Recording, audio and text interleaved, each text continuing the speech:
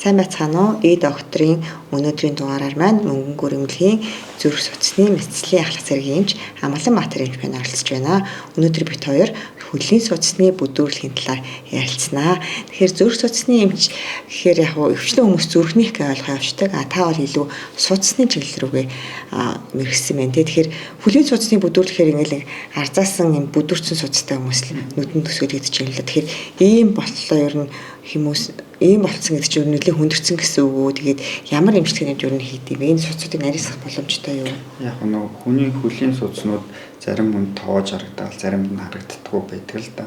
Гэхдээ тэрийг нөгөө яг жинхэнэ өвдсөн бүдүүрэл ээ нөө тэ өвдөд бүдүүрсэн бүдүүрэл үү эсвэл нөгөө эрүүл бүдүүрэл ээ нөө зарим нөгөө спортоор хичээлдэг хүмүүсийн судс айгүй бүдүүнлэдэг штеп. Тэгэхээр тэрийг бол нөгөө мэрэгжлийн эмчлийн өвчтөй юу энэ эрүүл гэдгийг бол ялгаа онцлно л доо. За бүр ингээд нэг хөхөрцөн харагдаад идэв штэ. Наашаад нэлийн томбоо гарсан. Тэгэхээр энэ хөлийн судасны бүдүүрэл за яг нэг өвчтөй гэж онцлогдсон гэхэд ямар нөгөө муу үр дагавар үзүүлэх вэ? Ингээл ер нь том судастай яваад ах нь асуудал та юу эсвэл зарим хүн дээр зүгээр идэв юм уу? Ер нь бол хөлийн судасны бүдүүрэл маань ер нь хөвчлэн залуу хүмүүст эхэлж үүсдэг байна. За заримдаа бол одоо юу гэдгийг 7 настай хөвч судасны бүдүүрлийн хагалгаанд орсон байж байгаа тийм. Тэгэхээр нөгөө бага наснаас болон эсвэл яг ажил хөдөлмөрийн үедээ байхдаа судас маань бүдүүрдэг л дээ. Энэ нөгөө ажлын нөхцөл байдлаас хамаардаг. Тэгээ ажил хүнд одоо хүндийн мөрөгдөг ч юм уу удаан зогсоо суугаа ажил хийдэг хүмүүст болохоор судас бол бүдүүрчдэг. Тэгээ энэ маань болохоор олон жил нөгөө хөдөлмөрийн аюулгүй байдал гэдэг юм судасны амьс өмсгүйгээр эрсдэлтэй ажил хийдэг хүмүүс ажил хөдөлмөр эрхлээд амьдрын шүү дээ. Нийний хувцастай болохоор нөгөө судсууд маань болохоор улам одоо урт одоо бүдүүрлэг маань ихсээр хагаад л бүдүүрл маань хүндрээд байгаа юм л та. Тэгээ ингээд судасны бүдүүрл хүндрээд эхлэхээр юунд асуудалтай вэ гэхээр залгуу үед болохоор хүний судасны бүдүүрсэн ч гэсэн цус шингэн байдаг шүү дээ. Цус шингэн байдагтай холбоотойгоор хэр орохтой бөглөрдөг. Нас ахаад ирэхийн хэрээр нөгөө бүдүүрсэн судсан дотор ч цус урсахгүй удаан байгаад ирэхээрээ цус төрөөд ирэхээрээ зүрхний цохилт нас ахихаар ч удааширдаг шүү дээ. Ингээд ирэхээр цус хөдлөхтөө удаан болоод ирэхээр ер нь бол бөглөрөл өсчдөг. Тэгээ энэ бөглөрөл ер нь хөлийн судаснаас хайчдаг хэр ерөөсөө дээш яваад нөгөө зүрхээр шидэгдээд уушгийн өчөд бөглөхэй хэлдэг. Тэгэхээр нөгөө хөлийн судасны маань эцсийн нөгөө хүндрэл маань уушгийг бөглөдөг. Уушгч нь бидний нөгөө агаараар тийжээд байгаа эдисийн хүчил төрөгчөд тийжээж байгаа эдэрхтэн шүү дээ. Энэ бөглөрцөн тохиол нөгөө амьсгалын дутагдалд орно л гэсэн. Тэгээ сайн одоо их хүндрэх юм бол нөгөө насанд зал хийлнэ гэсэн. За дараагийн нэг хүндрэл нь болохоор хүний нөгөө ил харагдж байгаа судснууд бүдүүрдэг хэдий ч цаана бас одоо нөгөө артерийн судасны хажууд хүний судас гэдэг цусны одоо 90% зөөждөг том судснууд явж байдаг. Энэ судснуудыг бөглөх наан гэх юм бол өөрөө энэ судас бас бөглөрөх. Заримдаа нөгөө хүмүүсийн хөлд одоо юу гэдэг шарх үүсчээл олон жилээр идэхгүй цус шүүргээл захтнаал майжгаал хавн үсэл яваад идэг. Судасны бүдүүрэлтэйг мэдэхгүй зөвхөн чанаад юу гэдгийг сорвны тосч байдаг ч юм эсвэл одоо нөгөө харшлын тосууд төрхөөл нөгөө шарх сорв идэх гэл яваад. Гэтэл нөгөө судасны бүдүүрэлтэй ер нь бол судасны бүдүүрэл гэдэг чинь өөрөө нөгөө артерийн судасаар цус хөлд ирчээд буцаад венийн судасаар дээшээ буцах хэвээр. Тэгээ хүний бидний одоо нүдэнд үзэгдээд идэх хөх судсууд маань болохоор арьс салстаас арьс одоо арьсан дор хөөх хийдээс цусыг дээш нь зөөх үүрэгтэй. Тэгэхээр тэр судас нь бүдүүрчээрээ тэр эсээс цусыг дээш нь явуулж чадахгүй гэсэн. Тэгэхээр мэдээж нөгөө одоо эдисийн хамаг л идэж уусан илүүдл хог хаягдлыг дээш нь зөөх гэдэг явж чадахгүй учраас тэндээ нөгөө ил чиргэлийн процесс явагдаад ирэхээр л яар шархлаа үсэл захтнаа майжаа хавн үсэд байдаг байхгүй. Тэгээ энэ нь бол мэдээж хүнийг амьдралын одоо юу гэдгийг чанарыг алдагдуулна, хөдөлмөрийн чадрыг султгана. За энэ таамаа нөгөө олон юм өвчтнийг бас нөхцөлдүүлдэг маш удаан судасны бүдүүрэлт яваад ирэхээр хямралтай болчдөг зарим өвчтөн гэдэг. Энэ маань ер нь өөрөө идэгдэг өвчин юм уу? Ер нь ингээ жоохон судас бүдүүрд эхэлсэн бол өөрөө ер нь буцаад агшаад энгийн төвшөндөө одоо зөв амьдралын маягаар ч юм уу буцаж орно гэж байх уу? Эсвэл нэг л бүдүүрцсэн бол ер нь буцаж агшдаггүй юу? Нөгөө шаар байдаг шүү дээ. Шаар чинь эхлээд нэг үлээхээс өмнө болохоор үлээгээд эхлэхэд нэг жоо хатуу байдаг шүү дээ. Үлээх аюу хэцүү ингээл эсэргүүцэлтэй явандаа ингээ том болцсныхын дараа болохоор хүчтэй биш зөөлөвлөхэд л томроод идэг штэ. Яг судасны бүдүүрэл бол тэгдэг. Тэгээд нөгөө шаарн дотор чинь агаар орчоо буцаад гарчингууд буцаа шалчийддэг бол энэ судсан зүлхийчээд нөгөө доошо хөл унжаа байхад бол зүлхийс нь судсан дотор цус дүүрсэн байдаг учраас хэр өгтө буцааж ахшдаггүй гэсэн үг. Тэгээд нөгөө дээр үед чинь аргаа аврахтаа халуун төмрөөр хайрдаг гэсэн штэ. Одоо эртний цагт бол одоо харин нөгөө шинжлэх ухаан хөгжөөд анагаах ухаан хөгжсөнтэй холбоотойгоор мэдээж өвчтөнд одоо ээлтэйгээр бага хоруу чанартай одоо үүдээ бага хэмжээний хохирол учруулж маш бага төслөөр ч юм хагалгаануудыг хийдэг болчиход байгаа. Тэгэхээр одоо яг энэ дээр хийгдэж байгаа хүлийн судасны бүдүүрлэлээр ямар эмчилгээнүүд юу хийгддэг вэ? Эхлээд нөгөө өвчтний маань үе шатаас хамаарна л та. Хүн болгоно л одоо юу гэдгийг хаалгаа хийлгэнэ гэж байхгүй шүү дээ. Тэгээд тэр судасны бүдүүрэл болгон өөрийнх нь нөгөө хөв хүнтэй холбоотой байдаг. Тий. Одоо маш хүнд одоо ажил хэргэлдэх хүмүүс байдаг л та 50 60 хилийг өдөр болгон зөөдөг хүмүүс өссөн өсөөгүй судасны бүдүүрчдэг.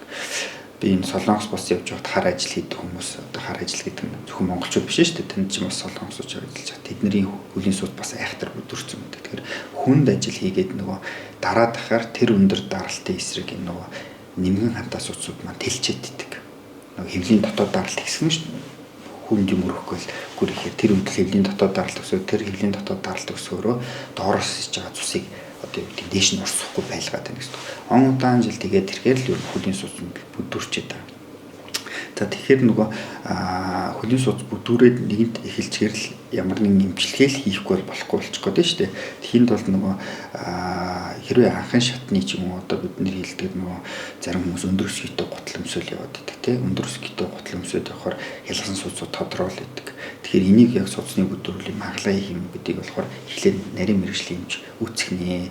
Өвчтөн болохоор эхлээд нөгөө эмчид хандаад зөөрөө хэлхэн. Тэгээд судасны хитэмээ онцлогоогоор тэрийг онцлоод хэддүгээр зэрэгтээр нь хамаатай байгаас нь шалтгаалж 6 зэрэгтэй өвчин л дөө.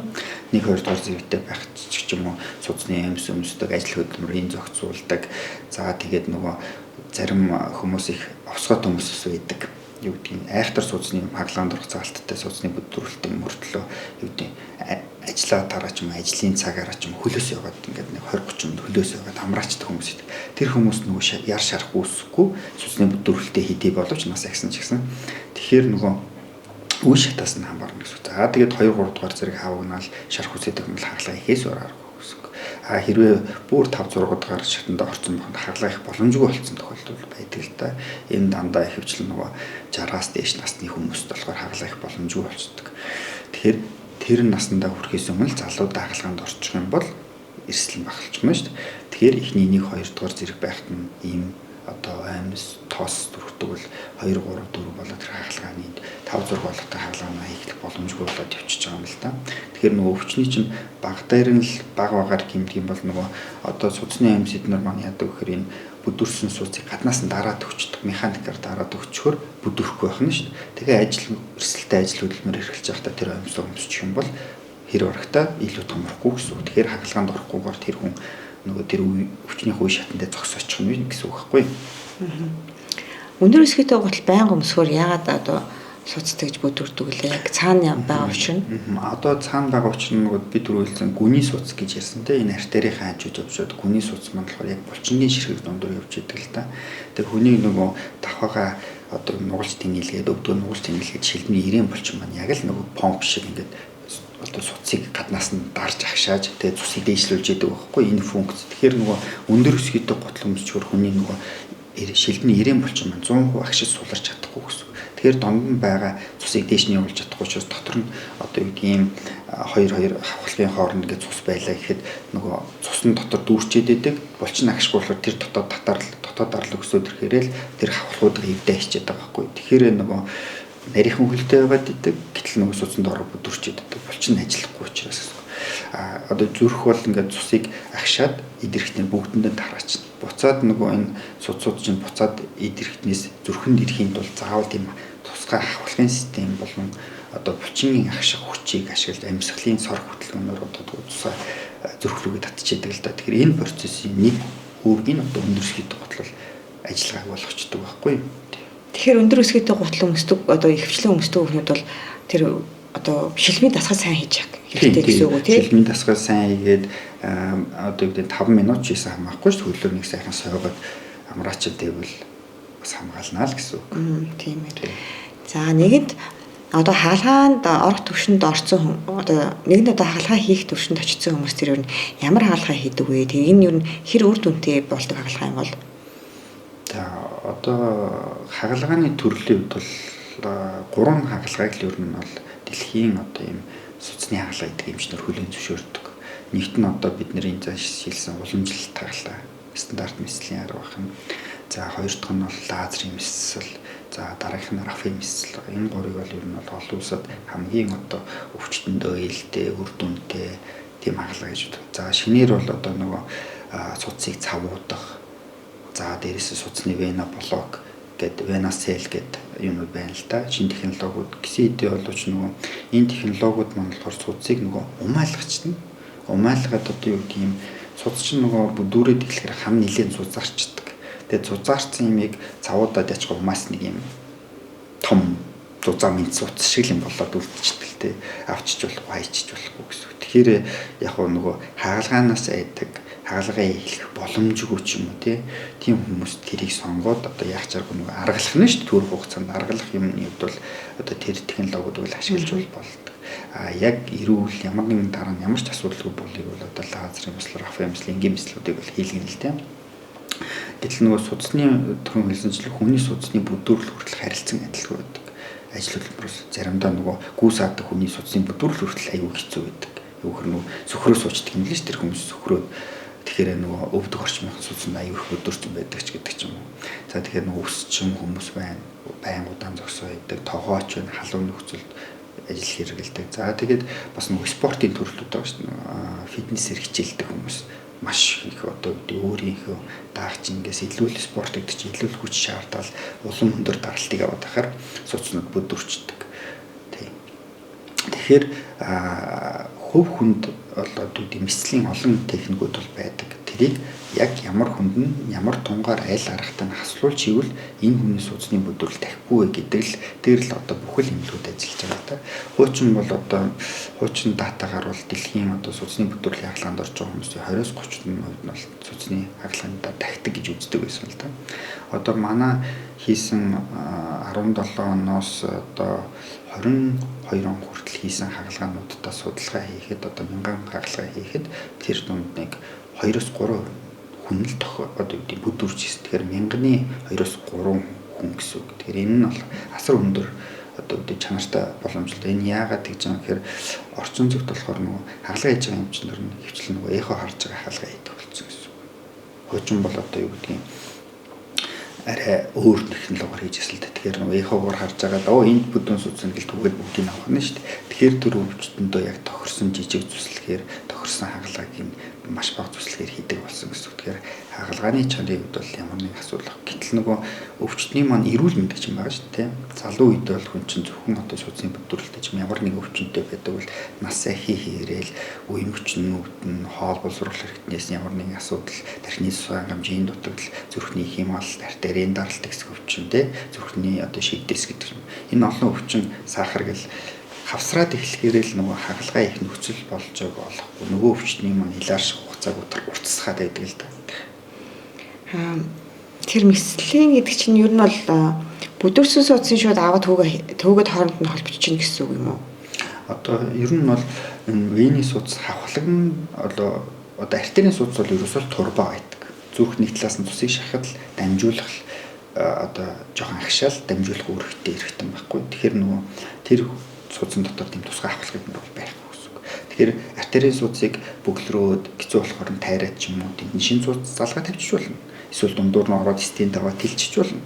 Гэтэл вений судас ч болохоор тэр чигээр өөрөө дотор юм тусгай микро хавхлагуудтай байдаг учраас тэр хэрвээ бөглөрөөд тэр хавхлаг нь эвдэрч юм бол тэр судас хичнээн байгаад ч өөрөөр гүйцэтгэж чаддаг. 100% гүйцэтгэж чадахгүй нь шүү дээ. 5-10% ч юм уу гүйцэтгээд эхэлдэг байна. Тэгээ тэр дундаа нөгөө хөлний цусны эргэлт 90 орчим хүнд гүний судас хариуцж идэг бол одоо арьсан дор хөөх гэдэг бол маш бага цусны урсгалтай. Энийг бол нөгөө өнгөц цуцууд бол хариуцж авч. Гэтэл нэг бүдүүрч хэрэг нэг бүдүүрэл маань цаашаа гүний судас руу орчоод идэг. Одоо юу гэдэг гүнзгий ирэх гэдэг шүү дээ. Тэгэхээр тэрнээс нь гарантилж энэ хагалгаагаар лазер нэг бол тулж уумаалах нь, рафегаар нэг бол тулж уумаалах нь, бислоор суулж юм уу түүж авдаг л та. Тэгэхээр тэр судас байхгүй болно л гэсэн үг юм байна. Харин нэгсэндээ үлдсэн 90% одоо юу гэдгийг цусыг тээвэрлж байгаа судасны аюулгүй байдлыг үзэх юм уу да тийм хагалгаа хийдэг гэсэн үг. Тэгэхээр ер нь бол нүдэнд харагдаж байгаа хэсэг чинь бол бага хэсэг цаашаа хүндрээд бүр цаашаа орчих боломжтой юм биш үү? Булчин дотроо орчиж бас болно гэсэн үг тийм. Булчин руугаа орчих юм бол бас хэцүү болдог. Тэр нөгөө тэр гүнлүүг орцсон хүмүүсийн үед бол нөгөө хөлний алидын шархалцсан, харалцсан, тас тасхаар хөлтөө хүмүүс л хийж байдаг л та. Тэгээд нэг тийм одоо тэр хүмүүсийн хувьд бол одоо заавал ар гэрээс нь хийнийх нь одоо хөлийн өдөр тутам боогоол тийм хүчнүүд байдаг л та. Нийт одоо манай таглаанд орж ирсэн хүмүүсийн одоо 29 орчим хувь нь тийм гүний суцлуугаа орцсон одоо олон жил шархалсан тийм хүмүүс байдаг. За зарим нэг нь арай наагур үедээ хаалганд орчхоор нөө яр шарханд ороо идэгчдэг. Хаалганы баг маргаашнаас идэгдэл тэр их бас гоё.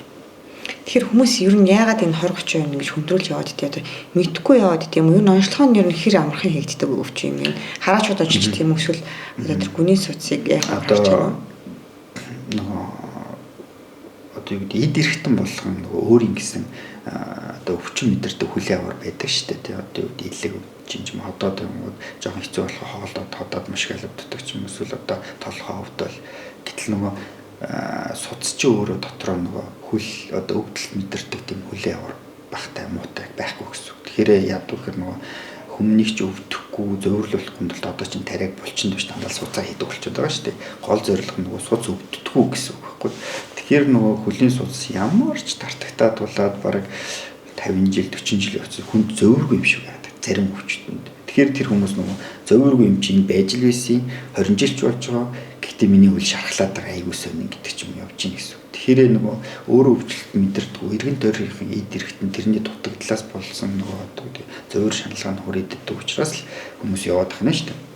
Хэрвээ одоо юу гэдэг мэдрэлийн өвчин шиг нуруунд татдаг ч юм уу те эсвэл үеийн өвчний өвчин янгинаад идвэл хүн эмнэлэг зорино л доо. Тэгэхээр нөгөө өвчний онцлогоос одоо юу гэдгийг хамаарад иргэд маань мэдээж бүгд л эрүүл мэндийн боловсролтой ч юм уу эсвэл одоо анхаарах одоо юу гэдгийг одоо дөнгөжл хөгжил бүх юм хөгжил явж байгаа учраас энэ ноцрогдоод байдаг л та.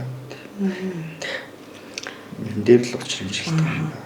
Онцлогтой одоо яаж онцлох вэ ер нь? Онцлогооны хувьд болохоор мэдээж эмчиг үзлэг явагдана. За дээрэс нь болохоор одоо хуучин цагт бол одоо үгийн тодсгогч бодис шахаал тэгэл одоо рентгенээр зураг авал хүний хордуулаад үздэг байсан л да.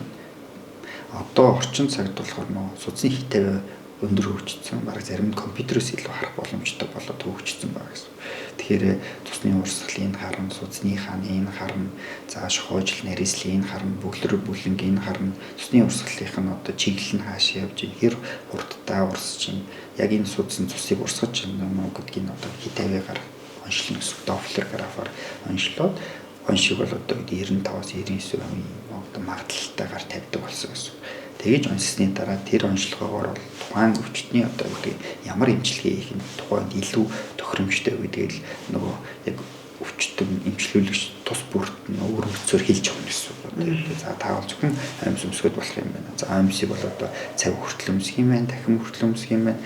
Одоо амьс хүртэл дотроо 4 зэрэгтэй л дээ 1 2 3 4 дугаар зэрэг зэрэгтэн тохируулаад та за хөнгө учраас та өрсөн зэрэглэлийн эдгээр зэргийн амьс өмснө. Та ийм болохоор өвдө хөрсөн өмснө, та 3-ыг өмснө, та 4-ыг өмснө шиг зааж өгнө. Хагалгаа хийлээ гэхэд тэндээс тэр хүртэл лазердах юм байна. Тэндээс тэр хүртэл мэслэр авах юм байна. Эсвэл рафетах юм байна гэд их хогор тэр нөө судасны бүх зураглал нь харагддаг л да. Хагалгаа их чинь эмчид бол тэгээд хагалгааг хэрхэн яаж хийх вэ гэдэг л одоо тактик гэдэг тийм алгоритм гарч ирдэг л тийм.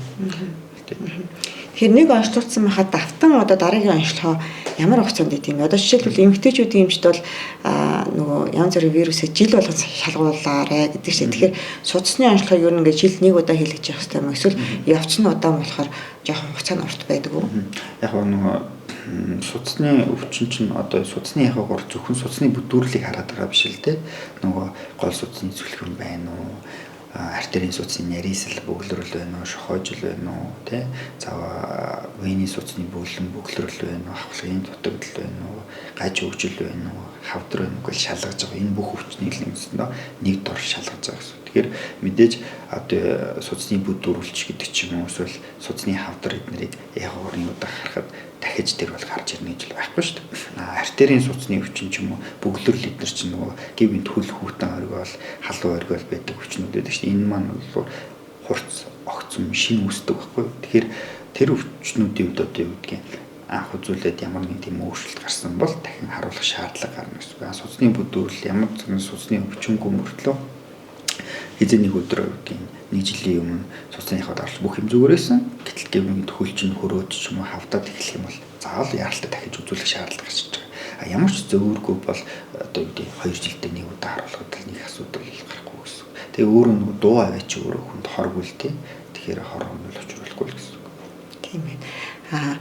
За төрсэн эмэгтэйчүүдэд бас нэлийн олон дахин төрсэн эмэгтэйчүүдэд нэлийн их тохиолдол юм байна шүү дээ. Тэгэхээр яг энэ үед нь хаалгаанд хэрвээ орох юм бол хэрвээ асуудалтай болсон бол улсаас нөгөө төлбөрийн төлдөг гэсэн энэ үнэ. Төлбөрийн ясаж. Одоо нөгөө эрүүл мэндийн даатгалын системээс категорийн тийм. За группийн за жирэмсний одоо юу гэдэг хүүхэд нь 2 нас хүртэл хүүхдээ харж байгаа их. Тэгээ энэ хүмүүст болохоор 100% төлбөргүй, үн төлбөргүй бол тусламж үйлчилгээ үзүүлдэг хагалгаа одоо дэмжлэг тусламж үйлчилгээ. Танах хувийн эмнэлэг ч гэсэн энэ хүмүүст бол үн төлбөргүй хийдэг гэсэн. Одоо нөгөө эрүүл мэндийн даатгалын шин тогтооллын дагуу одоохон дайраа шинжлэгдээг байгаа гэсэн энэ тогтоолоор бол бүх эмнэлгүүд л баг үнэвэж байгаа хэл гэж найдаж тийм бүгд л гэж байгаа тийм. Ус үгэлгүй тийм. Гэхдээ ер нь бол тэгвэл олон дахин төрсөн 2 хүртэлх насны ээжнэр бол хөлөөнийг шалгуулчаад яддаг юмгүй юм тий. Хэрвээ асуудал байвал эртхэн хаалгаанд орчих юм бол ядаж үн төлбөрөөр хийж гэнэ шүү дээ тий. Хаалгааны нэмтийн үн төлбөрөөр үзлэг онцлогоо яг үзэлгээрээ л явж байгаа тийм.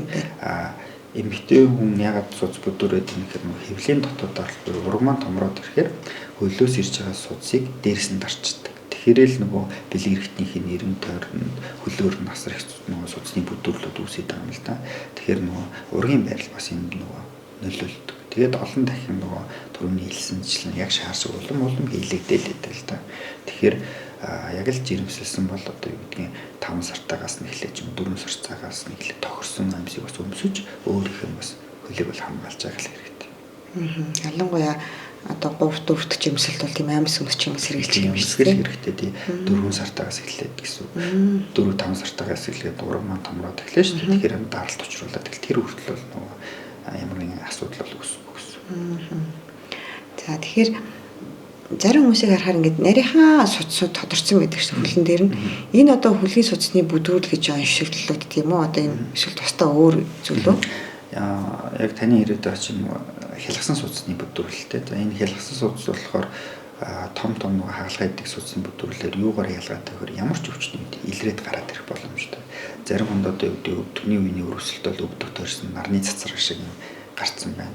Зарим хүмүүс нөгөө халуун усанд амар хөвддөг штеп. Эсвэл саунд амар удаан ордог, олон цагаар ордог. Инхээр нөгөө хялгсан арьсалцны хялгсан судсууд тодороод ахаараа тэгээ бүдэрч. Зарим хүнд одоо юу гэдгийг бие махбодны хаа нэгэн газар өрсөлд өгч байгаа тэр хэсэгт яг л цагдаа шиг ялгсан судсууд тодороо гараад ирдэг. Зарим хүнд одоо нэмгэн нарстай учраас ялгсан судс илүү тод байдаг юм. Ийм одоо онцлогтой. Тэгэхээр судасны бүдүүрэл одоо ялгсан судсыг тодорлох хоёр бол яг нэг өвчин гэж бол үздэг. Гэхдээ шалтгаан бас өөр байх магадaltaй гэсэн. Тэрийг бол одоо ялгсан судсыг бол нэгдүгээр зэрэг гэж үздэг л дээ. Энэ бол маш олон өвчтний одоо зөвхөн судасны бүдүүрлийн эрсдлээс биш өөр одоо шалтгаантайс байх боломжтой гэсэн. Тэр одоо гараад ирсэн нарийнхан одоо ялгсан судасны бүдүүрлийг бас эмчлэг аргууд гэж байгаа юу? Тэр одоо нөө эмэгтэй хүмүүс тэр ялангуяа гоо сайхан талаас жоохон муу харагдаад хүмүүс чинь тэр хөлнөөс бас их тохиолдол байдаг шүү дээ. Энэ дээр бол яг хоёр одоо стандарт арга байна. Нэг нь болохоор нөө хатаах дээр хийдэг. За хоёр дахь нь бол одоо лазераар гаднаас нь түлдэг. Лазераар бөмбөгддөг л дөө.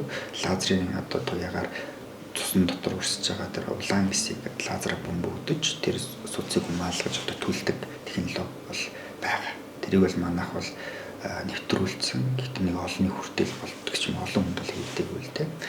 Хатаах тариг бол одоо олон эмнэлгүүд бас хийж л байгаа. Тэгэхээр тэр ингээд ямар нэг уул мөргүй идэх боломжтой гэсэн үг тийм. Дараа нь одоо тэр судас чинь байхгүй болчоор одоо яах вэ?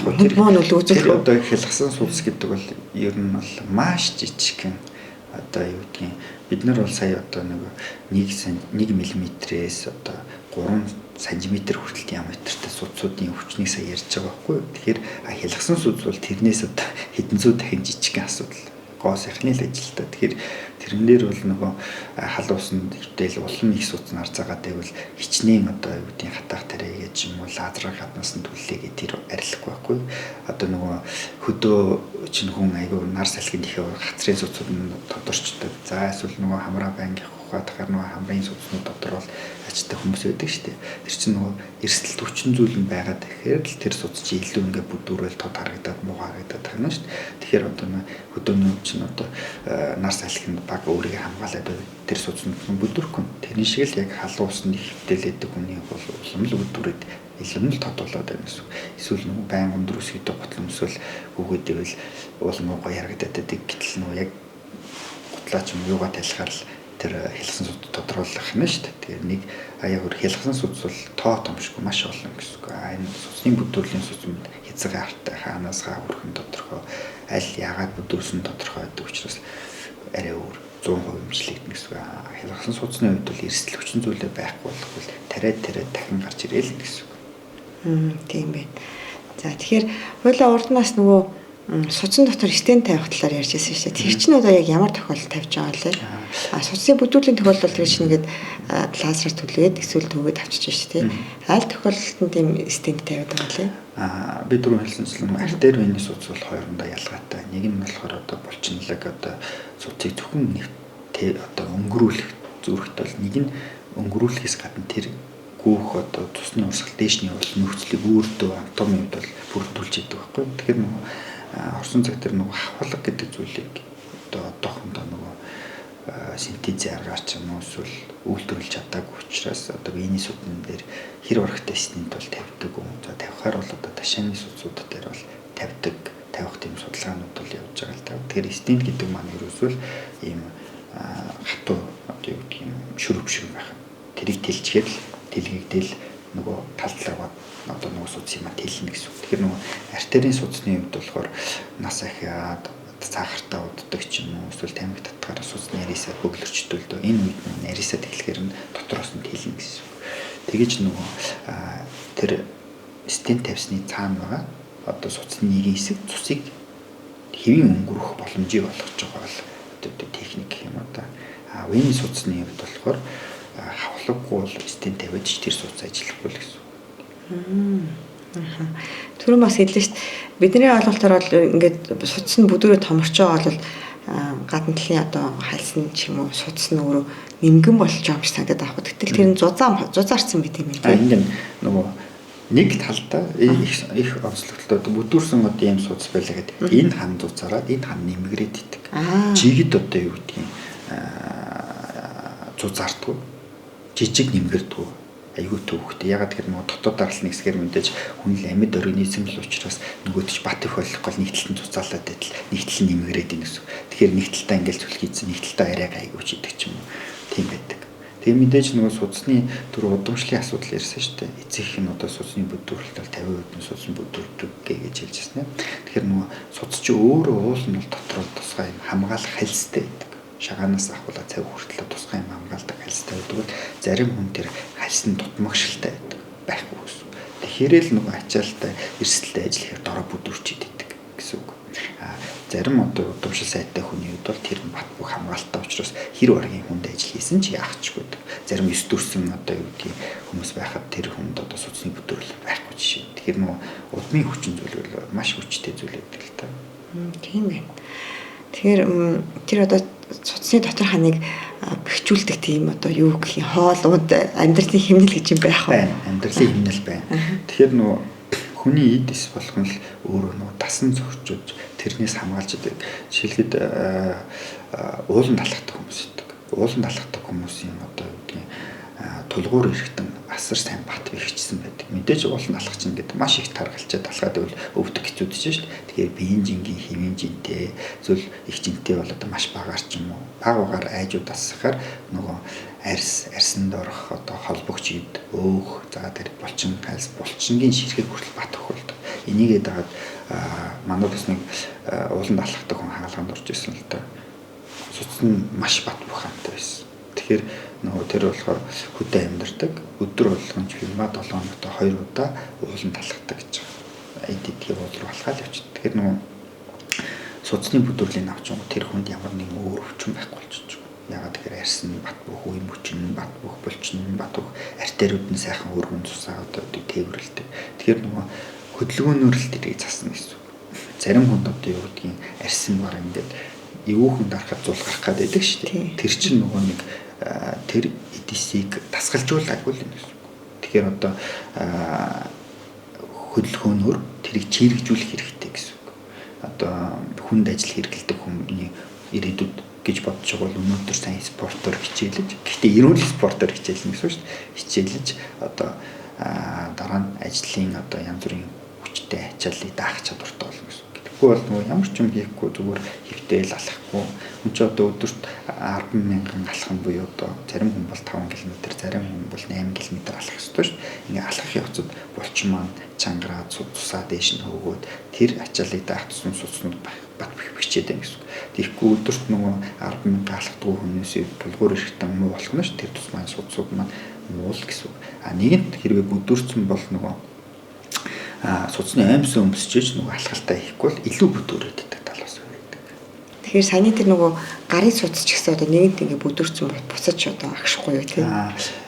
Гарын судас чинь хөлийн судас хоёр одоо юу гэвэл гар хоёр өөр үүрэгтэй л тийм. Нэгдүгээрт нөгөө гар хөлмөө юу гэдгийг бүхэл таны бүх одоо толгойн ярианаас хөлийн одоо хуруу хүртэлх бүх жинг өөр дээрээ дааж явна гэсэн үг. Тэр жин хэдий их байна судсан дээр ирэх ачаал төдий хэлээ гэсэн үг. Жин баг байх юм бол ачаал баг байх байна шүү дээ. Тэрний одоо жин тэр даралтын эсрэг л энэ вений судас ажиллаж явж байгаа байна гэсэн үг. Тэгэхээр нэгэнт хөл бол нэгэнт асар их даралтыг авч явж байдаг бол гарт бол тийм даралт байхгүй.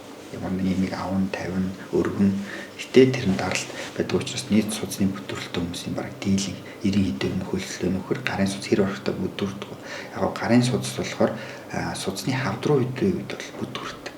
Аль эсвэл нөгөө өстө нөгөө фитнесээр хичээлдэх үед бол бүдүүрч ш. Тэгтээ энэ чинь эрүүл байхгүй юу? Гэтэл нөгөө эрэгтэй хүмүүс бол яг судас томрлоо гэдэг нэг асуудал байхгүй. Эмэгтэй хүний үед бол эсэргээр хэцүү юм шүү. Ямар сандаа бид нэг солонгост зөвлөж явж байсан манай их чарны гимлэгт орсон цуцаа хатаалгана гэсэн сууж байна. Юу хийж суугаа та гэсэн чи. Энэ айгүй муу харагдаад байгаа хичнээн нэг солонгосууд ингээд тариулаад умаалгачтай юм билээ. Би тэгээ цагнаа гарсан. Танаас ихээр наад цуцсандаа одоо үгүй цуц тариа хэлгэн штэ. Тэгэхээр танаас цуцаа зүгээр хайрал гэсэн. Тэгээд ихч гараа явсан л да. Тэгэхээр нөгөө юу гэдгийг алсгал тэнд чи одоо манай ихч хүртэл одоо муу харагч ингээл тариулах гэдэг. Гэтэл тэр чинь нөгөө таны өөрийн чи эрүүл ирээдүйд хэрэгтэй судалтай. Хөлийн судсын үед бол нэгд бүдүүрсэн болоод эргэшгүй бол гард бол хэрэг орохтой эмгэг судасны бүдүүрл бол байдаг. Зарим хүнд нөгөө арьстанд орох өөх үед маш бага нэмгэн байх юм бол тэр гарч нь өөрөө өөх үед багтаа шүү дээ. Тэгэхээр илүү тодорч харагдаад байдаг тал бол байдаг. Тийм ээ. Тэгвэл бүдүүн судасаар хайрлах хэрэгтэй. Би миний бас гар нэлээ бүдүүн судастай. За түрүүний хэлсэн чинь бас нөгөө дасгал хөдөлгөөний хувьд нөгөө алхалт бас бэхжүүлэх нь. За тэгээд нэгэнт жин ихтэй болцсон судасаа бүдүүрлэхгүйгээр одоо жин хасна гэдэг чинь бас асуудалтай болчтой. Яг тэгэхээр судасны бүдүүрлэлтэй мөртлөө нөгөө яв алхаж малхаад гүүж мүгээд ирэхээр чинь судасны илүү бүдүүрээд байхгүй хичнээн амьсан шиг. Тэгэхэд л нөгөө усан сэлж гэх юм бол нөгөө биеийн байдал чи ийм байралтай очихоор энэ судасны ачааллыг бас эрүүлэр одоо гэдэг юм жингээ хасах ачааллыг бууруулах боломжтой. За тэгээд нөгөө хүмүүс чинь нөгөө шилбэрээ ийм нэг дасгал байдаг шүү дээ. Одоо гэдгийг тавхагаа дээш нь өргөж тавиад байдаг ийм дасгал хийж болж байна. За гэртээ орон дээр хөвчих байхдаа агарын дугуйж хийж болж байна. Ийм жижигэн хөдөлгөөнүүд чинь жижиг гэлтгүй нөгөө цусны урсгалыг сайжруулах болчинд байгаа чинэрсэн судсыг одоо юу гэдэг зүрхлөө дамжуулах боломжийг олгож идэг л доо.